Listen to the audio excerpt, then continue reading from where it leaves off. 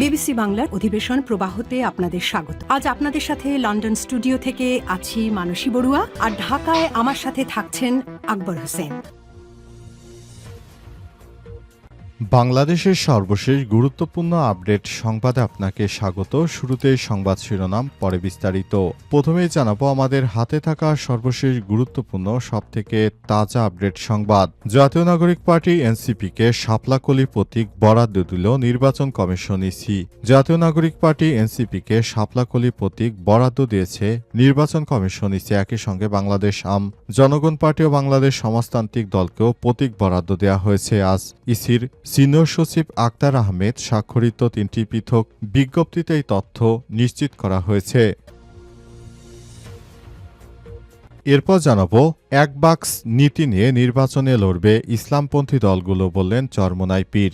দেশের সব ইসলামপন্থী শক্তি আসন্ন জাতীয় সংসদ নির্বাচনে এক বাক্স নীতি নিয়ে ঐক্যবদ্ধভাবে লড়াই করবে বলে জানিয়েছেন ইসলামী আন্দোলন বাংলাদেশের আমির মুফতি সৈয়দ মোহাম্মদ রেজাউল করিম চরমোনাই পীর। আজ ইসলামী আন্দোলন বাংলাদেশের কেন্দ্রীয় কার্যালয়ে অনুষ্ঠিত সংসদ সদস্য প্রার্থীদের কর্মশালায় প্রধান অতিথির বক্তব্যে তিনি এসব কথা বলেছেন। এ সময় তিনি বলেন, আগামী নির্বাচনে ইসলামপন্থীরা একটি বড় ধরনের জোট গঠন করবে। এদিকে নিবন্ধন পাচ্ছে আলোচিত ডেস্টিনির রফিকুল আমিনের দল। আগামী ত্রয়োদশ জাতীয় সংসদ নির্বাচনকে সামনে রেখে জাতীয় নাগরিক পার্টি সহ এনসিপি 3টি দলকে নিবন্ধন দেওয়ার সিদ্ধান্ত নিয়েছে নির্বাচন কমিশন ইসি। এর মধ্যে আলোচিত ডেস্টিনি গ্রুপের ব্যবস্থাপনা পরিচালক মোহাম্মদ রফিকুল আমিনের গড়া বাংলাদেশ আম জনগণ পার্টিকেও নিবন্ধন দেওয়ার সিদ্ধান্ত গ্রহণ করা হয়েছে। তবে অনেকেই এই বিষয়টি নিয়ে সমালোচনা করেছেন, কারণ ডেস্টিনির মালিক তিনি বাংলাদেশের জনগণের সঙ্গে প্রতারণা করেছেন। কোটি কোটি টাকা তিনি আত্মসাৎ করেছেন এবং বিদেশেও পাচার করেছেন। তার মতো একজন দুষ্কৃতকারী কিভাবে রাজনৈতিক দল গঠন করে দেশের মধ্যে আবার নির্বাচনের সুযোগ পায়? জানাবো, রাতের ভোটে 2 এমপি পেলেন আবারও বিএনপির মনোনয়ন। একাদশ জাতীয় সংসদ নির্বাচনে রাতের ভোটে 2 এমপি পেয়েছেন আবারও বিএনপির মনোনয়ন। তারা হলেন চাঁপাইনবাবগঞ্জ 2 আসনের বিএনপির কেন্দ্রীয় কমিটির শিল্প বাণিজ্য বিষয়ক সহ সম্পাদক মোহাম্মদ আমিনুল ইসলাম ও চাঁপাইনবাবগঞ্জ 3 আসনে বিএনপির চেয়ারপারসনের উপদেষ্টা হারুনুর রশিদ। তারা শেখ হাসিনার সঙ্গে থেকে দীর্ঘদিন বিএনপির সঙ্গে অনেক প্রতারণার কাজ করেছে বলে অভিযোগ রয়েছে। এবং সর্বশেষ জানাবো, ভারতে মারা গেলেন হাসিনা। পানিহাটি, চিটাগড়, ইসলামবাজার ও পূর্ব বর্ধমান, জামালপুরের পর এবার হুগলির ডানকুনিতে এসআইআর আতঙ্কে এক নারীর মৃত্যুর অভিযোগ উঠেছে। জানা গেছে মৃত ব্যক্তির নাম হাসিনা বেগম, বয়স 60। ওই ঘটনায় এলাকায় তীব্র চাঞ্চল্যকর ছড়িয়ে পড়েছে। জানা গেছে মৃত হাসিনা বেগম ডানকুনি পুরসভার 13 নম্বর ওয়ার্ডের বাসিন্দা। তার মৃত্যুর ঘটনায় তার পরিবারে শোকের ছায়া নেমে এসেছে। এই ঘটনার পর অনেকেই তার পরিবারকে সমবেদনা জানাচ্ছে। প্রিয় দর্শক, এতক্ষণ শুনছিলেন সংবাদ শিরোনাম, এবারে বিস্তারিত। তবে তার আগে বন্ধুরা, অনুরোধ থাকবে এই সংবাদটিতে একটি লাইক দিন। এই চ্যানেলে আপনি নতুন হয়ে থাকলে আমাদের সংবাদটি দেখতে দেখতে চ্যানেলটি সাবস্ক্রাইব করে রাখুন। কমেন্ট করে বন্ধুরা আপনার মূল্যবান মতামত জানিয়ে দিন আপনি বিশ্বের কোন দেশ থেকে বা বাংলাদেশের কোন স্থান থেকে আমাদের সংবাদটি দেখছেন এবং শুনছেন। আর বন্ধুরা, সংবাদটি আপনার সোশ্যাল মিডিয়া ফেসবুকে শেয়ার করে বন্ধুদেরও দেখার সুযোগ করে দিন। আর গাজা যুদ্ধে আপনি যদি নিরীহ ফিলিস্তিনিদের ভালোবেসে থাকেন, কমেন্টে ইয়েস লিখে বিশ্ববাসীকে জানিয়ে দিন। এবারে বিস্তারিত। এনসিপিকে শাপলাকলি প্রতীক বরাদ্দ দিল নির্বাচন কমিশন ইসি। জাতীয় নাগরিক পার্টি এনসিপিকে শাপলাকলি প্রতীক বরাদ্দ দিয়েছে নির্বাচন কমিশন ইসি। একই সঙ্গে বাংলাদেশ আমজনতা জনগণ পার্টি এবং বাংলাদেশ সমাজতান্ত্রিক দলকেও প্রতীক বরাদ্দ দেওয়া হয়েছে। মঙ্গলবার সন্ধ্যায় ইসির সিনিয়র সচিব আক্তার আহমেদ স্বাক্ষরিত 3টি পৃথক বিজ্ঞপ্তিতে তথ্য জানানো হয়। বিজ্ঞপ্তিতে বলা হয়েছে, জাতীয় নাগরিক পার্টি এনসিপি পেয়েছে শাপলাকলি, বাংলাদেশ জনগণ পার্টি পেয়েছে হ্যান্ডশেক, আর বাংলাদেশ সমাজতান্ত্রিক দল পেয়েছে কাচি প্রতীক। ইসির বিজ্ঞপ্তিতে জানানো হয়েছে, এসব রাজনৈতিক দলের নিবন্ধন বা প্রতীক বরাদ্দ নিয়ে কারো আপত্তি থাকলে 12 নভেম্বরের মধ্যে প্রয়োজনীয় দলিলপত্র সহ লিখিতভাবে ইসির সিনিয়র সচিবের কাছে জমা দিতে হবে। এর আগে নির্বাচন কমিশন জাতীয় নাগরিক পার্টির ৩টি নতুন রাজনৈতিক দলকে নিবন্ধন প্রদানের সিদ্ধান্ত নেয়। অন্য দুটি দল হল বাংলাদেশ সমাজতান্ত্রিক দল, মার্ক্সবাদী বাংলাদেশ, জনগণ পার্টি। বিকেলে আগারগাঁও নির্বাচন ভবনে সাংবাদিকদের সঙ্গে আলাপকালে ইসির সিনিয়র সচিব আক্তার আহমেদ বলেছেন, নিবন্ধনপ্রাপ্ত দলগুলোর বিষয়ে দাবি আপত্তি আহ্বান করে বুধবার পত্রিকায় প্রজ্ঞাপন জারি করা হবে। দাবি আপত্তির পরই চূড়ান্তভাবে তাদের নিবন্ধন দেওয়া হবে বলে ইসির পক্ষ থেকে নিশ্চিত করা হয়েছে। সুতরাং এবার নির্বাচনটা হবে সবথেকে ইতিহাসে সুষ্ঠু ও সুন্দর নির্বাচনের মাধ্যমে যার যার জায়গা থেকে এখন থেকে সবকিছু করবেন। এক বাক্স নীতি নিয়ে নির্বাচনে লড়বেন ইসলামপন্থী দলগুলো, বললেন চরমোনাই পীর।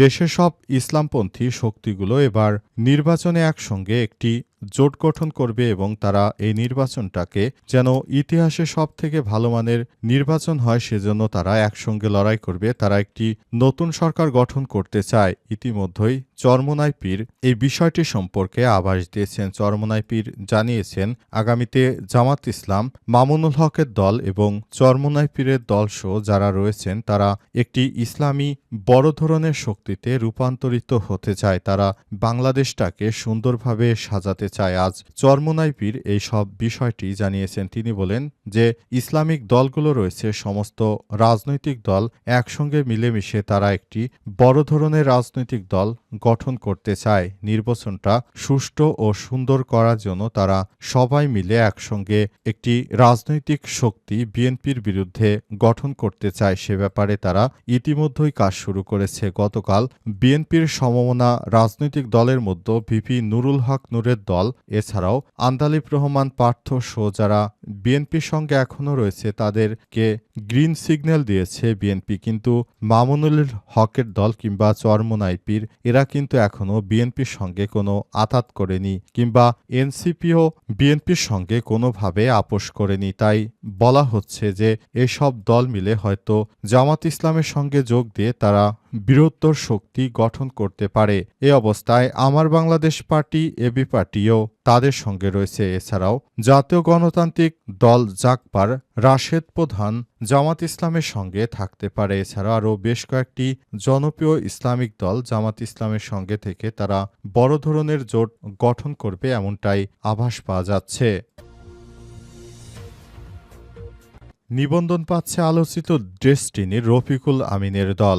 আগামী ত্রয়োদশ জাতীয় সংসদ নির্বাচনকে সামনে রেখে জাতীয় নাগরিক পার্টি সহ এনসিপির 3টি দলকে নিবন্ধন দেওয়ার সিদ্ধান্ত নিয়েছে নির্বাচন কমিশন। এর মধ্যে আলোচিত ডেস্টিনি গ্রুপের ব্যবস্থাপনা পরিচালক রফিকুল আমিনের গড়া বাংলাদেশ জনগণ পার্টিকেও নিবন্ধন দেওয়ার সিদ্ধান্ত নিয়েছে নির্বাচন আয়োজনকারী সংস্থাটি। মঙ্গলবার 4 নভেম্বর বিকেলে নির্বাচন ভবনে নির্বাচন কমিশন ইসির সচিব আক্তার আহমেদ দলটির সঙ্গে আরও 2টি দলের নিবন্ধন দেওয়ার ঘোষণা দেন। চলতি বছর 17 এপ্রিল বাংলাদেশ জনতা পার্টি নামে প্রথমে দল গঠন করেন রফিকুল আমিন। পরবর্তীকালে জনতা দলের আপত্তির মুখে নামটি পরিবর্তন করে রাখা হয় বাংলাদেশ জনগণ পার্টি।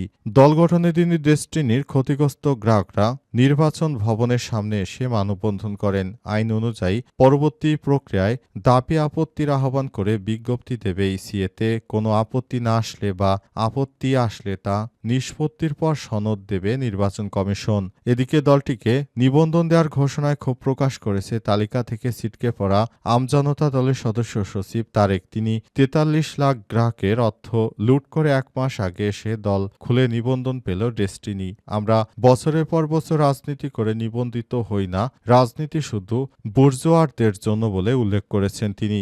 ডেস্টিনি বাংলাদেশের একটি আলোচিত প্রতিষ্ঠান যার বিরুদ্ধে গ্রাহকের টাকা মেরে দেওয়া সহ নানা অভিযোগ রয়েছে। প্রতিষ্ঠানটির ব্যবস্থাপনা পরিচালক এমডি রফিকুল আমিন অর্থ পাচার ও ডেস্টিনি টি প্লান্টেশন নিয়ে দুর্নীতি দমন কমিশনের করা 2টি মামলায় দীর্ঘ সময় কারাভোগ করেন। তবে 2024 সালের 5 আগস্ট আওয়ামী লীগ সরকার পতনের পর তিনি কারামুক্তি হয়েছেন। ডেস্টিনি 2000 লিমিটেড পণ্যগুলো এমএলএম পদ্ধতিতে সরাসরি বিক্রয়ের মাধ্যমে ব্যবসা পরিচালনা করত। রাতের ভোটে 2 এমপি পেলেন আবারও বিএনপির মনোনয়ন। একাদশ জাতীয় সংসদ নির্বাচনে রাতের ভোটে 2 এমপি পেয়েছেন আবারও বিএনপির মনোনয়ন। তারা হলেন চাঁপাইনবাবগঞ্জ 2 আসনে বিএনপির কেন্দ্রীয় নির্বাহী কমিটির শিল্প বাণিজ্য বিষয়ক সম্পাদক মোহাম্মদ আমিনুল ইসলাম ও চাঁপাইনবাবগঞ্জ 3 আসনে বিএনপি চেয়ারপারসনের উপদেষ্টা হারুনুর রশিদ। বিভিন্ন সময় বিএনপির নেতাকর্মীরাই অভিযোগ করেছেন দলীয় সিদ্ধান্ত অমান্য করে ও আওয়ামী লীগের সঙ্গে আঁতাতের মাধ্যমে 5 জন বিএনপি নেতা এমপি হিসেবে সংসদে গিয়ে তৎকালীন হাসিনা সরকারকে বৈধতা দেয়। এরপরেও আগামী ত্রয়োদশ জাতীয় সংসদ নির্বাচনে দলীয় মনোনয়ন দেওয়া হয়েছে সাবেক এমপি আমিনুল ইসলাম ও হারুনুর রশিদকে। 2018 সালে বিতর্কিত নির্বাচনের পর শপথ নেয়া এই 2 নেতার বিরুদ্ধে বিভিন্ন সময়ে দলের শৃঙ্খলা ভঙ্গের দায় ও আওয়ামী লীগের সঙ্গে সমঝোতার দোষ চাপালেও এখন মুখে কুলুপ এঁটেছে বিএনপি।